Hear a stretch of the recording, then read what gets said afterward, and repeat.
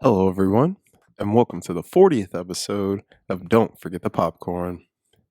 The year 2007 was an interesting time in America. We were gearing up for a new president and getting ready to enter the worst recession this land has seen since the Great Depression. We got the birth of the first iPhone, which changed life forever. The war was in full swing, and we had a streak of natural disasters sweeping the country. 2007 signified a changing of times that I don't think anyone saw coming, and this year was a landmark year for the changing of this country.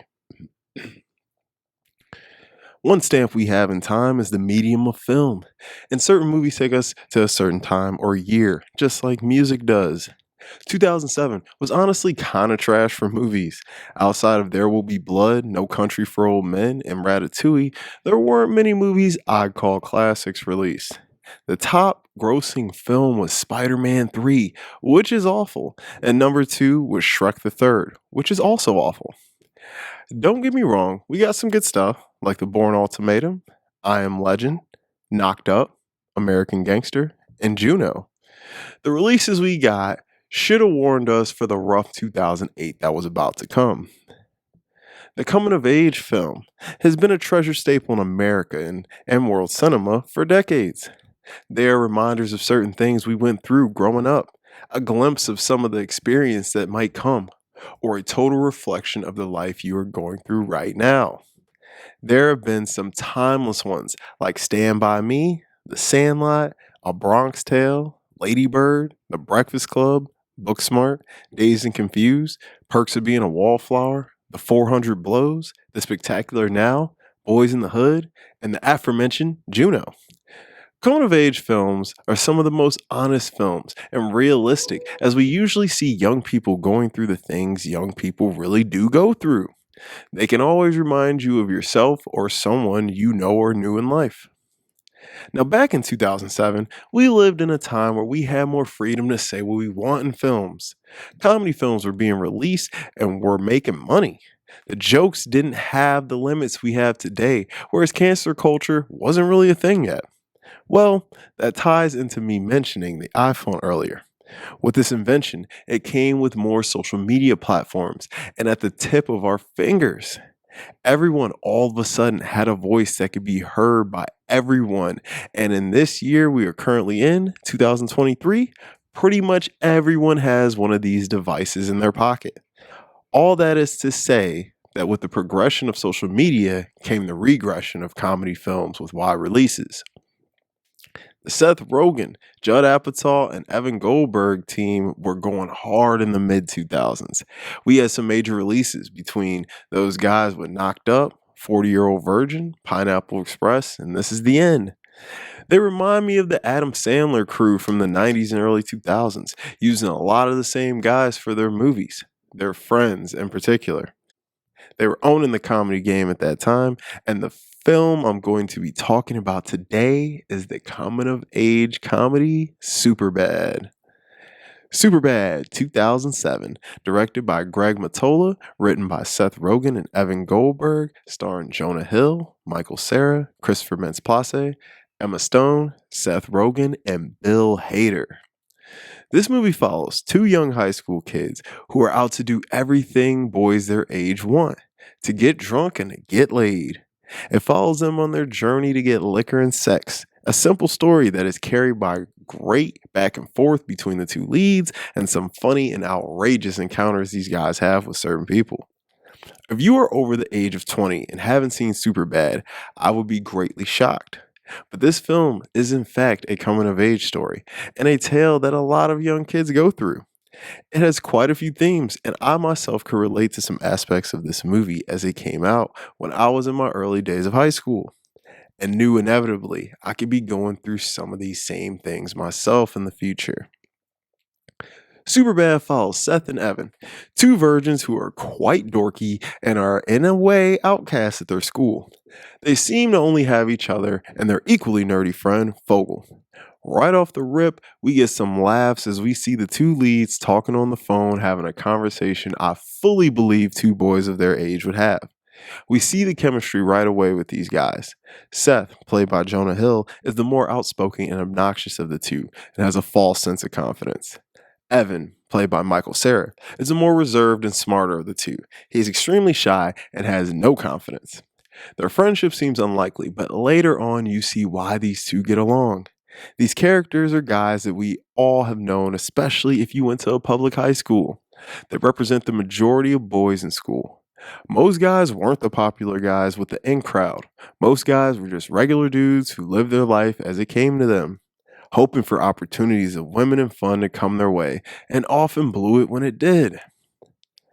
As we hear these guys further insult each other and comment about their experiences with women, how attractive one's mother is, and how soft the other one is, we learn that Seth did not get into the same school as Evan, and they will be drifting apart after the school year. Something we can clearly see bothers both of them, but for different reasons. This is one of the realest things one may go through as a senior. Coming to the realization that the people you love and hang with the most may not be available to you anymore. These people may be slowly exiting your life. Think of Y tu mama tambien. Going away to college can be a fun and exciting experience. People learn a lot about themselves in college, and people often change, which means you and people you were close to might not be so close anymore.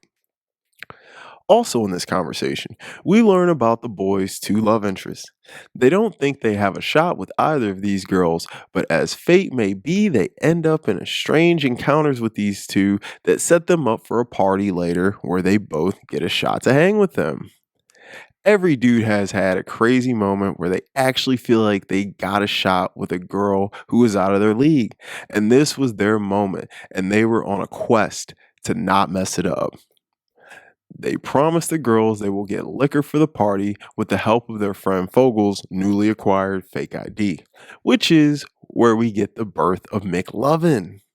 We also got the term DTF, which means down to. You'd think getting the liquor would be easy with this fake ID, but of course, an insane chain of events splits up the three boys, and Fogel ends up with the cops, and Seth and Evan end up with some weird dude who takes them to an even weirder party. At this point, they are essentially on a conquest to get liquor for the party. They are depending on them, and their plan is foiled. Frustration is starting to build between the two leads as they have been arguing and bickering all day. The tension between them is very apparent and really adds to the sincerity and not to mention the humor of this film. The pressure of supplying the party with booze and the unresolved tension between these two does eventually boil over, and we get a real nice scene where both of them lay all the cards on the table about the issues with each other and the future of their friendship. Through the humor, you can see the anger between these two and the hurt and the scared feeling of the unknown. You can feel the resentment between these guys, and it feels real. Anyone with a best friend has probably had moments like them with this. As the guys meet back up after a crazy series of events, they finally get to the party and things get funnier and crazier from there. These dudes show up with booze, some of it even in laundry containers, which I would never drink out of. All of our dudes get with the ladies they've been after to try and seal the deal, which is always easier said than done. The most unlikely one is the one that actually gets some real lady action, as these guys all kind of blow their shots with these girls in one way or another. All the events play out in some of the best ways you could hope for, leaving you laughing so hard. The boys' friendship is always first, though, as things get out of hand, and even though the boys are upset with each other, they make some sacrifices and show they truly love each other. This film is a great example of real homies and friendship and how important that is. Friends like Seth and Evan don't come by often. Most people are lucky if they ever have a friend like this in their whole life. As the movie closes, we see our leads in a situation where we don't know what's going to happen for them in the future. But we do know both these boys are forever changed, and many more changes are to come. We can see that they are both feeling something, but we will never know what it is. Superbad, although at the end of the day is a simple comedy, it pays homage to the great high school movies that came before it. It's one of the films that elevated the genre, which unfortunately is one of the last great comedies that ever had a major release outside of The Hangover. This movie is highly rewatchable, and most people have seen this movie a bunch of times. It's highly quotable and definitely a feel good movie, one you put on when you're having a bad day and need a good laugh. This film is a reminder that we can't take life so serious all the time and have to stop and smell the roses and have a good laugh. To the people who don't like this film, I would really be interested to know why. I would highly suggest this film to anyone. Not one you watch for the filmmaking techniques, but this is one you watch purely for fun. You don't watch this to see the beautiful cinematography. You're not so concerned with how great the score is. This is one you watch for that fun buddy to buddy interaction. Overall, I will give Superbad an 8.8 out of 10. Guys, thank you so much for watching my review. Let me know if there's a film you'd like me to review. Drop your favorite Superbad quotes in the comments below. Make sure you like and subscribe. It really helps me out and I appreciate it. I'll see you guys next week.